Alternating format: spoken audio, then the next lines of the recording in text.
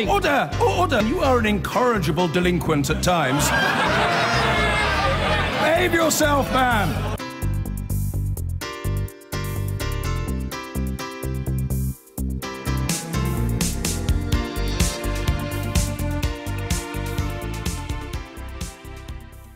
Good afternoon. Social media users could win the right to be forgotten online thanks to proposed changes to data protection laws. Companies such as Google, Facebook and Snapchat will be required to delete information when asked or face fines stretching into billions of pounds. The legislation will make it simpler for people to withdraw consent for their personal data to be used. It will give people the right to ask for data held about them to be deleted, and that could include social media postings from childhood. Individuals will also be required to give explicit consent for their personal information to be collected online. And instead of ticking a box to not receive marketing emails, people will now need to opt in and give consent for their contact information. Parents will also be able to restrict the use of their child's data online, and there will be extra powers for the information watchdog to issue huge fines of up to £17 million to any company that fails to comply. New criminal offences will also be created to deter companies from creating situations where someone can be identified from anonymised data.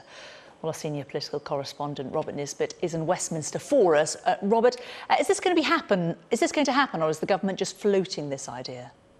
Well, it is. You're right. It is floating this idea. I mean, if you look at what they've published today, it's what they call a statement of intent, which is relatively rare form of getting out, you know, kind of the key or the bare bones of a potential bill. Normally, we wait until the bill is published and then we discuss it, and that may have followed a period of consultation. We've had the period of consultation, and now we've got this kind of interim statement of intent put out during the parliamentary recess. And this could be clever politics, Jane, that they're trying to flush out any potential problems before it actually goes before Parliament, because this is a government, of course, that has lost its majority and it can't really afford to take any risks. But I would suggest that broadly this piece of legislation will have cross-party support, in that most political parties acknowledge that the current Act, which is the Data Protection Act dating back to 1998, is probably not fit for purpose, given that the digital sphere has expanded so dramatically. And Robert, it also raises a lot of questions about the kind of data that a lot of these social media companies hold about us, that perhaps a lot of people don't realise is being held and is being used. I think a lot of us don't really think about it, do we? We may just post a picture to Facebook or a video or whatever and expect it just to sit on our page. But sometimes when we share information and give out extra data, we are giving permission for these companies to spread it more widely. And it's a question of who owns the actual data that you have shared. And you know those little tick boxes that you were talking about at the end of some forms when you're perhaps making some form of online transaction. Many of us perhaps don't pay a huge amount of attention to them. Sometimes already they've got a tick inside them, and you actually have to click that tick off in order to ensure that your data isn't shared more widely. Well, that will go if this bill passes, because the government say it's got to be much clearer than that, that you are expressly giving your permission for your data to be shared. And when we're talking about data, we're not just talking about photos and videos. We're talking about IP addresses for your computer at home, perhaps, or internet cookies, even your DNA. All of these will be considered to be data that you should have control over. And the broad principle being that you should be able to contact any of these internet companies and say, look, what data did you have on me? And then you can expressly decide whether you want them to keep on having it. But there is a much broader context here as well. This is all part of the digital economy, that basically the government doesn't want to crush that because as a share of GDP, Britain's digital economy is bigger than any other country in the G20. And with Brexit coming up, they want to ensure that data is still flowing freely from the UK to the European Union when we leave, scheduled for 2019. And this, in effect, standardises what will happen in the UK with what is planning to happen in the EU as well. So it should make everything much easier, but putting it on the British statute books, so in effect it is Brexit ready. OK, Robert, thanks very much. Let's return to our top story, that people will soon be able to tell social media firms to erase their personal information thanks to a change in the data protection laws. These are proposals being outlined by the government. They're intended to give us greater control over what happens to our personal information, including the right to request that postings we've previously made or pictures we've put up get deleted. But should we have a right to be forgotten, or do we have a responsibility to make sure that we only post things online that we would be happy to stay up there for years to come? Let's speak live to the CEO of Rise Global and social media expert Toby Beresford, who's in Surrey. Toby, good to speak to you. First of all, what's the situation at the moment? If I wanted to get in touch with Facebook or Instagram and delete my data, would it happen? Well, first of all, the existing system you don't really know. So because there isn't any kind of particular rules in place for the social media networks, each one operates in a slightly different way and has slightly different requirements in terms of what they can do. So the reality is that you're bound to what the functionality is that someone like a Facebook gives you, where you can right-click on the top of a post and remove this post altogether. But you still may have a lingering concern that it may be still on somebody else's feed or on somebody else's page. So right now you don't have a lot of control. So with this, I presume, we're going to get a lot more control as individuals. Broadly a good thing in your opinion, and are companies going to be grudgingly accepting it? Yeah, no, absolutely. I think it is a good thing. I think the thing you've got to remember is that it's only in a very small percentage of cases that you actually need to be able to remove content or to be forgotten on a social network. So it's kind of one of those. It's a bit. I think of it a bit like a sort of having a fire extinguisher. You need it if there's a fire, but you don't need it most of the time, and you'll probably forget it's there. So what's interesting about this law is it makes sure that the individual companies really put in place proper provisions to make sure that it's very smooth, it's seamless, it doesn't require waiting in line for long queuing procedures. It is something that is kind of bound up in the rights of the user of the software. Just thinking about possible loopholes to this. Say there's a picture of me that I don't want to be shared from 10 years ago or whatever, and it's been shared across multiple websites, and I say I want that picture to be taken down and I want it to be deleted. That's going to be very hard, I'm guessing, if it's across multiple outlets. And also, is there a potential problem that people think that everything is deletable with these new proposals, and there's a proliferation of bad things on the internet? Yeah, I think, well, just to speak to the last point first of all, I think you still have to monitor and be careful with what you do online. It is an environment where there's an enormous amount of recording going on, and you have to sort of monitor your behavior. Don't do things you wouldn't do in the real world, for example. I think that if you're thinking about the sort of issues that can come up, and I think a lot of these are going to need to be tested. I mean, you have the kind of not just the rights of the consumer versus the company, but also the rights of the consumer versus other consumers. So, for example, say I was in that family, say I was in a family photo and I wanted to be removed, what would happen to the other members of the family who might want that same photo to still stay there? So it's not automatically clear whose right is who has the most right over an individual photo. Is it the people that are in it, the people that are tagged in it, the person who took it? And social media has kind of taken away a lot of has made it very smooth for us to share photos. That's one of the reasons we like it. We can share photos of weddings and holidays very easily. But now we're sort of reclaiming back rights over those photos, as this law kind of proposes, will kind of produce a few sort of thorny questions that I'm sure will need to be sorted out. What do you make of the approach of the government to our personal data and security? Because we've got these proposals today about fining companies a huge amount of money if they don't relent to our requests as individuals to take things down. But at the same time, there is what people perceive as a push on the government side for backdoors to WhatsApp and things like that to get more of our data. Is our data safer with the government or with companies?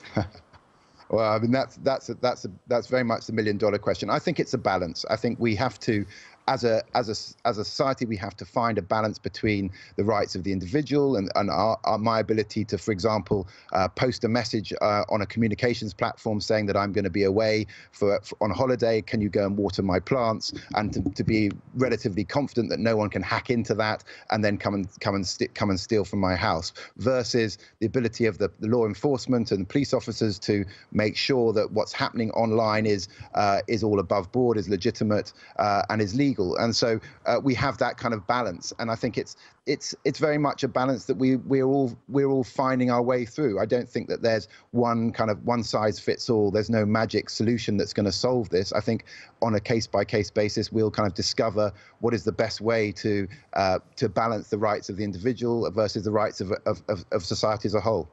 Toby Beresford, appreciate your time. Thank you for speaking to us.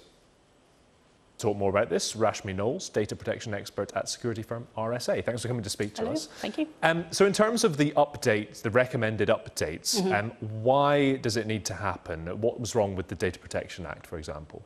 Well, I think the Data Protection Act has been around since 1998, and if you think about how we as consumers use the internet, both in our personal lives and our business lives, then actually technology has moved on a lot. The way that we put personal data onto the internet, the way that we share that data with companies, for example. So I think the Data Protection Act did the job at the time, but technology has moved on, so it needed some changes to come along, really. How do you think companies are going to deal with this? I imagine they'll probably need to expand their department for dealing with requests to remove things from their websites. So not only could they be hit with fines, they're going to have to take on extra staff? I think so. It's going to put a huge process burden on companies. So if you think about it, any consumer can go to an organization and say, I need either to have my data deleted, and they would have to provide evidence to show that they have deleted your data. Or you could ask for a copy of that data and say, I actually want a copy of the data that you have on me, and I want to take it to somebody else. So they would have to provide you with that data. So if you think about it purely from a process perspective, it's actually going to be quite a difficult thing to do. I think a lot of organizations are going to face a challenge purely from a process perspective, understanding where that data is, how you actually get it into a place where it's consumable by everybody, and then actually give it to somebody to take it away. And I assume there'll be a process probably for companies to challenge any requests that are made to them. And I suppose in clear-cut cases like explicit photos or really obvious things that should be taken down, it will be, that process won't exist. But can you envisage situations where companies will turn around and say, actually, no, we will have your data and we'll keep it? I think so, and I think the problem with that is that there will be legislation that overrides legislation. So, for example, if you're in financial services, then legally they have to keep data for a certain number of years. So if you went to a financial organization and said, I want all my data deleted, they may actually say, well, we can't do that because we're bound by another act, which means that we have to keep that data. So I think some organisations will be able to challenge some of that, definitely. Okay. And this is kind of a personal question, but for those of us who have left social media sites, for example, Facebook, if you've deleted your Facebook, is some of the data still somewhere, and when this comes in, you need to request it to be deleted again? What's that area? I think it's very hard to prove that you've deleted all your data. So even for some of those media companies, if you've gone in and actually deleted your data, what you don't know is where that data was actually stored.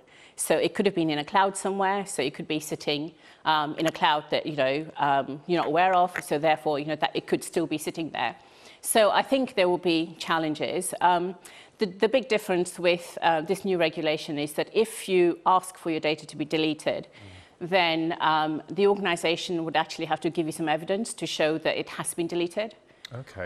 So again, another challenge for companies. And how do you think the government are approaching this? I asked one of our guests earlier, the slightly different rhetoric in terms of when it comes to companies harvesting people's data, and the request that Amber Rudd was talking about a week ago or so to have, backdoor access to messaging services like WhatsApp, and our data either in the hands of companies or government. What's better, and is there a balance?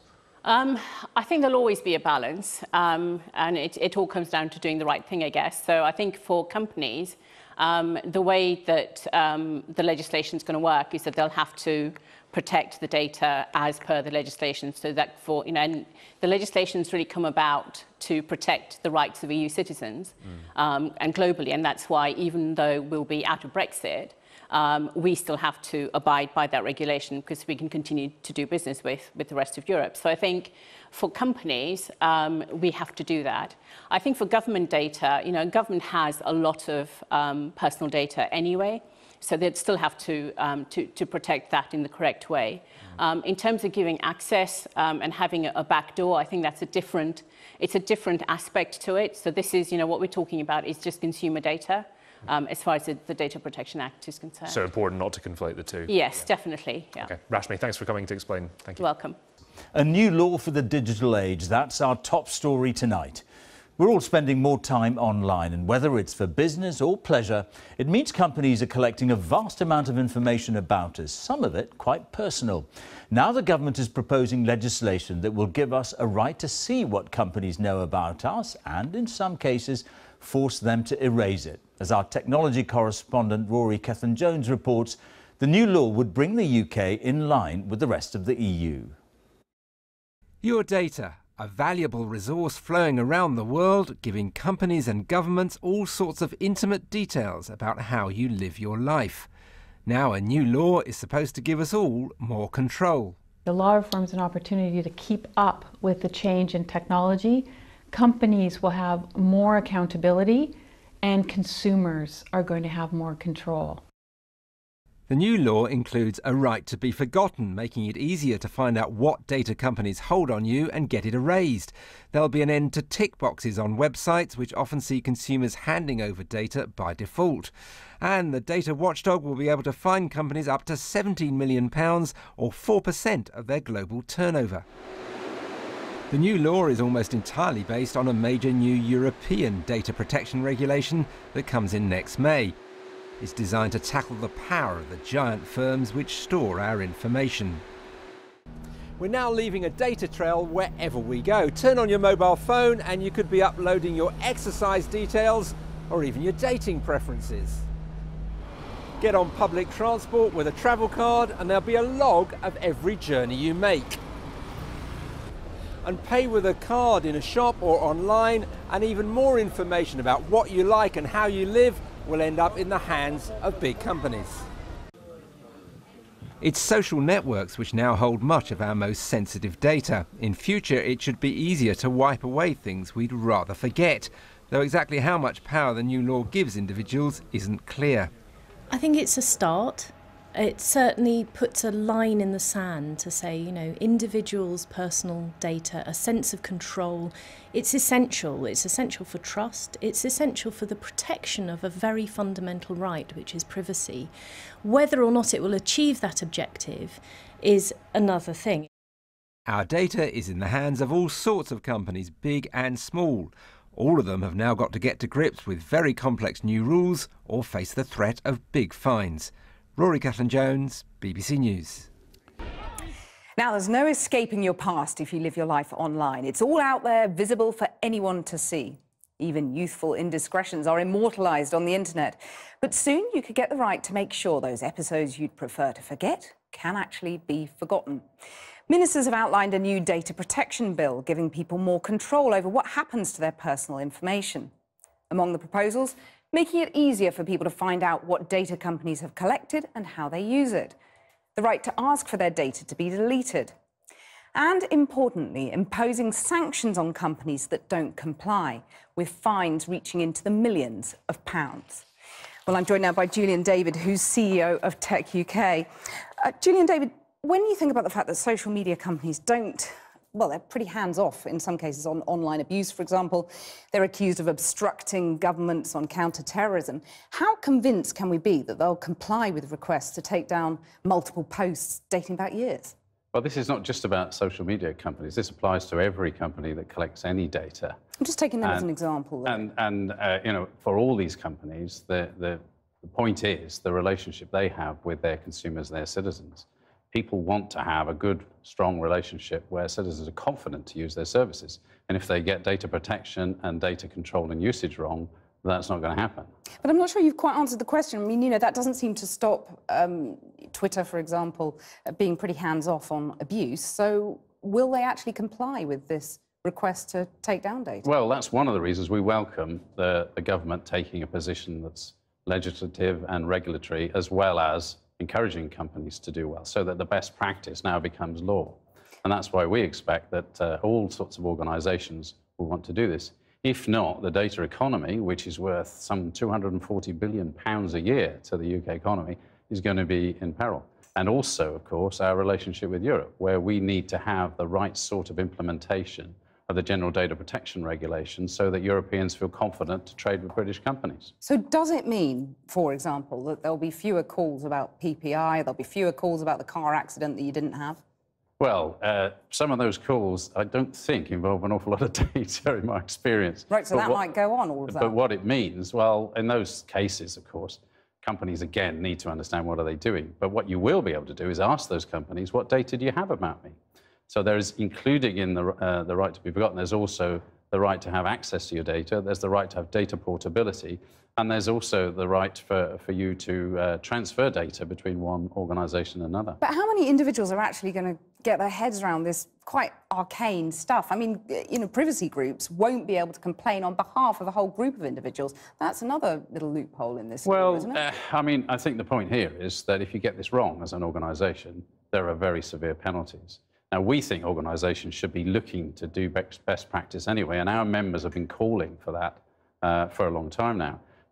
But the fact that the penalties are so high, I think, should concentrate everybody's mind, and that's why we're pleased to see this come in. And those millions of pounds will actually be levied? Yes, I think the point about this is a serious set of regulations, a serious legislative proposal by the government, and one that we think is welcomed by our industry and should be welcomed by any digital user. Well, Google's one of your members, and I just wonder whether you agree with the Google software engineer who says that the lack of senior women in technology is in part due to biological causes and their preference for artistic and social jobs. Well, no, Kathy. I mean, you know, we're very clear that the tech industry needs more women working in the tech industry in all areas. Hasn't got them, though, has it?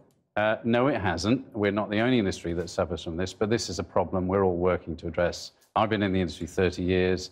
And it's something that I've wanted to improve. So that's why at Tech UK, we have a serious programme of our members with 4 points, how we can get more women engaged, how we can get women to return to our industry after career breaks, and how we can actually get girls excited by technology at a very early age. Julian David, thank you very much for joining us. Thank you, Kath. Now, for people over a certain age, youthful indiscretions or downright terrible mistakes of the past can safely be left there in the past. Just saying. Not so for people growing up today through the medium of social media. Mistakes charted through on the internet are hard to wipe from the records in cyberspace. So the government is planning to make social media companies delete personal information when we ask. We all have an online presence, whether through email, social media, or orchestrating more and more of our lives on the internet. Now, the government wants to give us more control over how it's used, and even the right to remove it altogether. Diora Shadashanova is 21. As with most of her generation, her journey from adolescence to adulthood can be seen on a computer. She is now working at a media company, but admits checking previous online postings going back over several years, just in case anything could be misconstrued and cost her the job. As people grow up, they learn things, you know, they get educated over certain issues, and if they write something that is, you know, not politically correct, they will regret it in a couple of years' time, and it will affect their job prospects. So I think it is important that we have that power over what we have written. A new law will ensure that the United Kingdom retains its world-class regime protecting personal data. The data protection bill was a central tenet of the recent Queen's speech, the government claiming the UK will become the safest place in the world to be online.